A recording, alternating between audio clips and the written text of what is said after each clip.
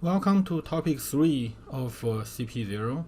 In this topic, we'll introduce the concept of array. So this is the first topic on array, and the next one we'll talk about two-dimensional array.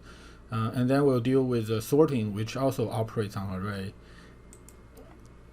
So before we go into the example problem for introducing array, let's just first take a stock of the C++ concept that we have covered so far. So first, there are primitive data types. So we will declaring variables, and they will need to have data types. And the primitive data type that we covered, including in integer, we covered int. I don't think we have explicitly introduced the concept of long integer, but I want to do it now. So the range for int is here. So roughly it's negative 2 times 10 to the 9 to 2 times 10 to the 9.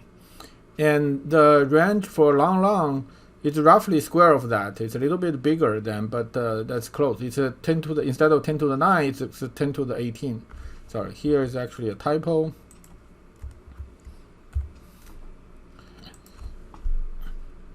So the long approximate range is from negative 9 times 10 to the 18 to positive 9 times 10 to the 18. And so when you need that big number, when the number you use can get that big, you should use long instead of using int. So there are floating point numbers. We introduced the float and double. So remember, my recommendation is just to always stick with double. Don't need to bother with float. Double will it will be require more space to store, but it will give you higher precision. So given the modern computing era, there's sort of enough space for us to waste. So it's okay to use a double. Only in very special cases. For example, maybe when you are writing embedded the programming code, the code need to run on a very limited power device with very limited memory. Then you need to worry about those things. So there's a Boolean type where the value are just true or false. So that's bool. Then there's a character type where it's a single character. So these are the primitive type we have covered. There are a few more that we have not covered yet, but these will go a long way towards writing programs. And there's important concept of expressions. So almost most part of the program we wrote are actually expressions. So some of the expression we add a semicolon at the end, and then it becomes a statement. So the program are formed by statement. So the expressions are formed by sort of primitive things, including variables and values, and then combined using operators.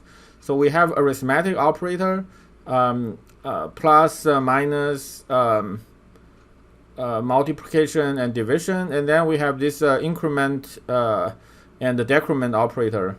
So maybe these two, maybe they should even better belong in the assignment category, because they are actually resulting in changing of variables. So.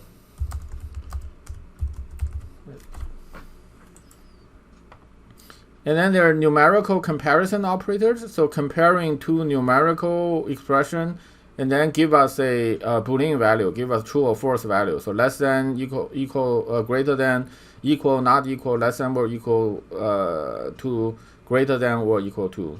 6 comparison operators. And then there are logical operator, and we talk about and or.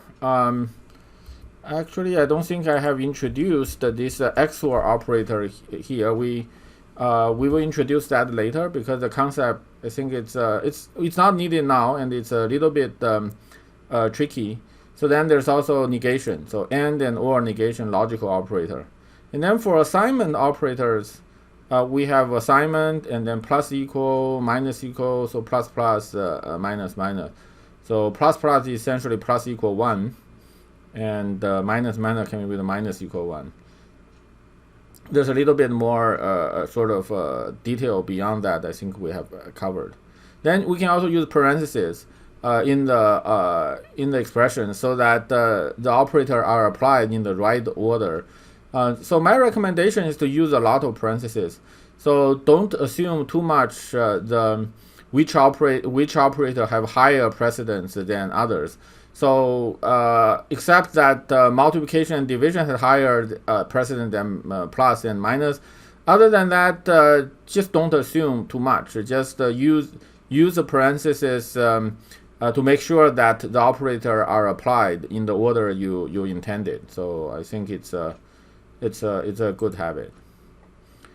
So in terms of control flow structure, the main thing we've covered are if statement, for loop statement, and functions. So if statement have these two forms, if and then condition statement, or if condition statement 1, and then there's an else branch, so else statement 2. And the common usage is the statement 2 will be another if statement. So then we have if, else if, else if, else if, and then finally there's an else. So so I think you will see that in the example code here for the first example problem.